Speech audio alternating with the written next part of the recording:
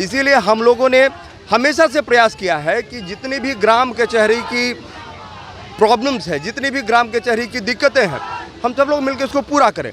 लेकिन सरकार से जब तक हम 11 सूत्री मांग में प्रथम मांग है कि ग्राम कचहरी एवं इसके निर्वाचित प्रतिनिधि तथा कर्मियों को सर्व सुविधा संपन्न बनाई जाए। प्रॉब्लम्स होंगी तो उनको दिक्कतों से नहीं बचने के लिए ग्राम कचहरी की जो स्थापना हुई है उसमें हम सरकार से सहयोग चाहते हैं। हमने इससे पहले भी एक दिवसीय सम्मेलन किया था, हमने बापू सभागार में 11 नवंबर को, और उस समय हमने सरकार को अल्टीमेटम दिया था। उस समय हमारे साथ माननीय मांगों को आप सिलसिलेवार बताइए। जी, 11 सूत्री मांग क्रमवार सरपंचों को मजिस्ट्रेट पावर देते हुए अविलंब चौकीदार प्रहरी सहित अस्थायी नियुक्ति कर हथकड़ी सहित सुविधा संपन्न बनाई जाए। हमारा दूसरा मांग है सभी सरपंच, पंच, उप सरपंच को जनसंख्या के आधार पर, जैसे विधायक जी को रुपए मजदूरी और 82 रुपए, इसके बाद ये नीतीश कुमार चाचा भतीजा की सरकार कभी बड़े भाई छोटे भाई की सरकार बनाकर पंच सरपंच को ठग रहे हैं। और पंच सरपंच उनके भीख का मुहताज नहीं है। पंच सरपंच अपने आप में सक्षम है और न्यायपीठ है। न्यायपीठ गठन होगा और मुख्यमंत्री को बता देंगे हम लोग, ये न अभी नहीं तो अगले चुनाव में भी कि आपका कहाँ गया सरकार और कहाँ गए आप, नहीं तो हम लोगों को अच्छी तरह से। दोस्तों नमस्कार, बहुत स्वागत है आपका चौकस भारत में। मैं आपका दोस्त ब्रजेंद्र। गर्दनी बाग में लगातार धरना प्रदर्शन चल रहा है, आज किसी का तो कल किसी और का। आज हम जिस धरना और प्रदर्शन की बात कर रहे हैं, दरअसल ये पूरा हुजूम यहाँ से वहाँ तक जो भीड़ देख रहे हैं वहाँ बैठी हुई है, ये जनता है। जनता वो है जिसका सरोकार सीधा ग्रामीण क्षेत्र से है, ग्रामीण जनता से है। गांव में जब भी कोई परेशानी आती है, आपत्ति आती है, विपत्ति आती है, तो यही वो जनता है जो सीधा उस मसले को हल करने के लिए सक्षम हो जाती है। जी हाँ, पंचायती राज व्यवस्था की बात कर रहे हैं। पंचायती राज व्यवस्था जब से लागू हुआ है तब से ये समस्या जो है कोर्ट तक पहुंचने से पहले ही आधा से ज़्यादा समस्या ग्रामीण स्तर पर भी हल कर दिया जाता है। लेकिन पिछले कई वर्षों से ये जो पंचायती राज व्यवस्था है, ये सरकार के आंख बंद करने का ये नतीजा है कि ये आज धरना प्रदर्शन पर उतर गए हैं। दरअसल इनके 11 सूत्री मांगों को लेकर ये काफ़ी दिनों से सरकार से लगातार मांग कर रहे हैं, लेकिन सरकार सुनने को राजी नहीं है। चलिए हम सुनवाते हैं, इसके अध्यक्ष हैं निराला जी, वो क्या कुछ कह रहे हैं। जरा सुनिए पहले कि क्या कह रहे हैं, सरकार से क्या मांग रहे हैं वो। सरकार से देखिए, सरकार से हमारी बेसिकली मांगे हैं। एक तो आप हमें चुनाव कहते हैं कि आप चुनाव लड़के आइए, ग्राम को मजबूत कीजिए, कचहरी को मजबूत कीजिए, और दूसरी तरफ आप हमारा सहयोग नहीं कर रहे हैं। तो ये कैसे होगा? आप गांधी जी के विचारों को समझते हैं, गांधी जी के विचारों को आगे लेके जाना चाहते हैं, और गांधी जी के विचार यही थे कि हम लोग सहयोग की तरह काम करें। एक दूसरे का जब तक पूरक नहीं बनेंगे तब तक ये समाज कैसे सशक्त बनेगा। तो हम लोग गांधी जी के विचारों को मानने वाले लोग हैं, इसीलिए हम लोगों ने हमेशा से प्रयास किया है कि जितनी भी ग्राम कचहरी की प्रॉब्लम्स है, जितनी भी ग्राम कचहरी की दिक्कतें हैं, हम सब लोग मिलकर इसको पूरा करें। लेकिन सरकार से जब तक हमको इसका सहयोग नहीं मिल पाएगा, जब तक समर्थन नहीं मिल पाएगा, हम लोग कैसे इसको पूरा कर पाएंगे। आप लोग नाम के लिए हमें सिर्फ पद दे रखे हैं कि भाई आप सरपंच है, पंच है, पंच परमेश्वर है, लेकिन हमें किसी भी प्रकार की सुविधा नहीं मिल रही है। ग्राम कचहरी सशक्त नहीं हो रहा है, ग्राम कचहरी से किसी भी तरह का कोई काम नहीं हो रहा है। ये न्यूज़ में भी कहा गया है, और ये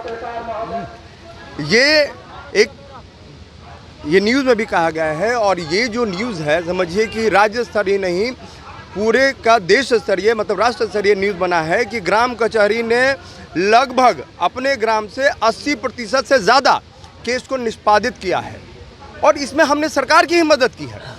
मुख्यतः बिहार की आबादी जो समझिएगा कि 80% लोग जो है वो गांव में रहते हैं, और गांव में रहने वाले लोग जाहिर सी बात है जो ज़्यादा जहां रहेगा उसकी दिक्कतें भी वहां ज़्यादा होंगी, ज़्यादा वहां प्रॉब्लम्स होंगी। तो उनको दिक्कतों से नहीं बचने के लिए ग्राम कचहरी की जो स्थापना हुई है उसमें हम सरकार से सहयोग चाहते हैं। हमने इससे पहले भी एक दिवसीय सम्मेलन किया था, हमने बापू सभागार में 11 नवंबर को, और उस समय हमने सरकार को अल्टीमेटम दिया था। उस समय हमारे साथ माननीय मंत्री भी थे, पंचायती राज मंत्री, और भी सरकार के कई लोग थे, विधायक थे जो सरकार से थे, और उन्होंने हमें आश्वस्त किया था कि कि जो भी मांगे हैं हम पूर्ण करेंगे, पूरी करेंगे। लेकिन आज तक सिर्फ और सिर्फ हमें आश्वासन ही मिला, उसके अलावा कुछ नहीं मिला। तब मजबूरी में ये जो पंच और सरपंच है, जो अपने आप में परमेश्वर है, आज ये परमेश्वर सड़क पे आने को बेबस हो गए हैं। इसके लिए पूरा का पूरा अगर जिम्मेदार कोई है तो ये बिहार सरकार है और इसकी मैं कड़ी निंदा करता हूँ। 11 सूत्री मांग है आपकी, उन मांगों में सबसे प्रमुखता से किस मांग की आप बात सहयोग की बात कर रहे हैं, किस तरह के सहयोग आपको चाहिए सरकार से? देखिए, सहयोग सिंपल सी बात है, सहयोग जो हमें चाहिए सरकार से। अगर आपने कहा कि आप एक माननीय पद पे हैं, आप सरपंच हैं, सरपंच मतलब क्या होता है, एक समझिए कि एक ग्राम लेवल का, एक कचहरी लेवल का मजिस्ट्रेट, और हम आपको मजिस्ट्रेट बना दें और आपके पास हम आपको पावर ही। हमारी 11 सूत्री मांग में प्रथम मांग है कि ग्राम कचहरी एवं इसके निर्वाचित प्रतिनिधि तथा कर्मियों को सर्व सुविधा संपन्न बनाई जाए। वर्ष 2006 से हम ठगे जा रहे हैं, हमारे साथ सौतेलापन का व्यवहार किया जा रहा है, हमारे सैकड़ों प्रतिनिधियों को का निर्मम हत्या कर दिया गया। मैडम, हमारे सैकड़ों प्रतिनिधियों को जेल में डाल के रखा गया है, झूठे मुकदमों में फंसा करके। ग्राम कचहरी में कोई सुविधा नहीं है, फिर भी मैं 87% मामले को सॉल्व कर रहा हूँ। मांग क्या है सर? उदाहरण है इसका, एक नहीं दर्जनों है। मृदुला मिश्रा कटिहार की सरपंच, वह दारू उस समय बिकता था। ये मामला 2006 से अब तक का गिना रहा हूँ, 23 तक का। उन्होंने चूंकि मंदिर और स्कूल के बगल में दारू का दुकान था, उन्होंने विरोध किया तो शराब माफिया द्वारा उस हमारी देवी स्वरूपा माता सरपंच की निर्मम हत्या कर दी गई। इसके विरुद्ध हम लोगों ने शंखनाद किया और तब से अब तक संघर्ष चल रही है। जो 11 सूत्री मांगे वो आप मांग है कि मुझे भी अपमानजनक जो मिलता है नियत और विशेष भत्ता 500 महीना, इसे बंद किया जाए। विधायक और सांसद आपसी द्वेष मिटाकर मेज थपथपाकर अपना वेतन अभी 35,000 बढ़ाए हैं, फिर हमको 500 महीना क्यों? मैं दिन का 24 घंटा और महीने का 365 दिन हम लोग ग्रामीण क्षेत्रों में काम करते हैं, 80% आबादी का प्रतिनिधित्व करते हैं। हम लोग कोई रोड छाप नहीं है और किसी पार्टी, जाति और नेता के ठप्पा और सिंबल पे चुनाव जीत के नहीं आए हैं। निराला जी, 11 सूत्री मांगों को आप सिलसिलेवार बताइए। जी, 11 सूत्री मांग क्रमवार सरपंचों को मजिस्ट्रेट पावर देते हुए अविलंब चौकीदार, प्रहरी सहित अस्थायी नियुक्ति कर हथकड़ी सहित सुविधा संपन्न बनाई जाए। हमारा दूसरा मांग है सभी सरपंच, पंच, उप सरपंच को जनसंख्या के आधार पर जैसे विधायक जी को मिलता है वेतन, भत्ता, पेंशन, सुरक्षा, पूर्ण बीमा और सारी सुविधा मुहैया कराई जाए। तीसरा, स्थानीय निकाय अभी हम लोग विधानसभा मार्च करेंगे और गेट तोड़ा ग्राम कचहरियों में चौकीदार, प्रहरी और आदेशपाल, कंप्यूटर ऑपरेटर की अविलंब नियुक्ति हो। स्थानीय निकाय MLC चुनाव में मुझे भी मतदाता बनाया जाए। पांचवा, हमारे प्रतिनिधि कर्मियों का बकाया 100% प्रखंडवार जांच कराकर पूर्ण की जाए। रिक्त जगहों पर सचिव और न्याय मित्र की नियुक्ति कराई जाए। ग्राम कचहरी नियमावली 2007 का 100% अनुपालन हो। धारा 90 से 122 और आदेशपाल, कंप्यूटर ऑपरेटर की अविलंब नियुक्ति हो।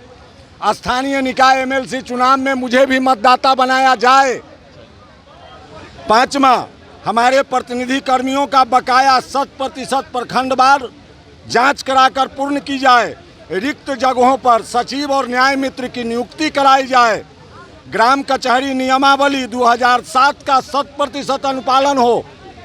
धारा 90 से 122 जो हम लोगों का अधिकार है, नियमावली है, उसमें हमको अधिकार समाहित हो। ग्राम कचहरी न्यायपीठ को वार्ड, पंचायत स्तर पर विकासात्मक कार्यों को देखने, समीक्षा करने और NOC निर्गत करने का अधिकार हो, जैसे अन्य न्यायालयों को अधिकार है। 11वां, बिहार प्रदेश पंच सरपंच संघ को मान्यता प्रदान की जाए और ग्राम कचहरी प्रतिनिधियों की सुरक्षा प्रदान की जाए। अभी हम लोग धरना प्रदर्शन करेंगे। एकदम से लोग कह रहे हैं कि विधानसभा का घेराव करने जाएंगे। प्रदर्शन करेंगे वह अब यहाँ दो चारों तरफ से तो हमको बंद रखा गया है। यहाँ आप लोग मीडिया कर्मी को भी तो पता होना चाहिए कि 16 रुपए मजदूरी क्या होती है। 16 रुपए एकदम मुख्यमंत्री का पूरा विधानसभा नहीं चलने देंगे हम लोग, उस पर तैयार हैं। नहीं चलने देंगे, सारे विधायक को घेर लेंगे हम पटना में।